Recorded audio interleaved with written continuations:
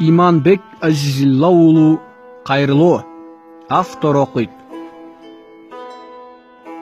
Кыргыз асманыңдан жылдыздарың ыдырап, арстан пейлиң мышык болуп кубулат, кылымдарды тамшандырган элелең.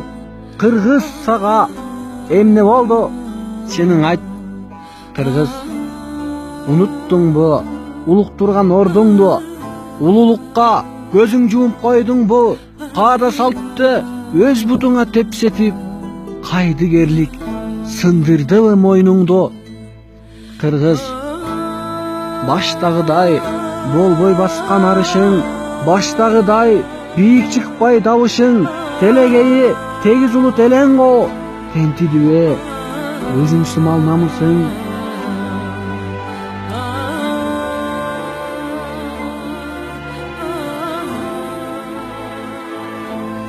Кыргыз, өзүк чалгар, нан издешип сындырым, өзгө жакта төгүп болгон ыймыңын өрткө күйгөн кыздарыңа кошулуп, өзөгүңө күйбөдү кыргызым. Кыргыз, бекер жүргөн уулдарыңдай удаалаш, берекетиң балакетке кыялаш, кайсарыңа төш кагасың керилип, кадыр баркың кыздарыңдай жылаңач. Кыргыз, учуп кеткен эркиндик деп белдериң, ушулбу не издеп жүрүп көргөнүң? Таамсыз силки нандай болуп туз экен, таанышмандык жыттанбайт го сөздөрүң.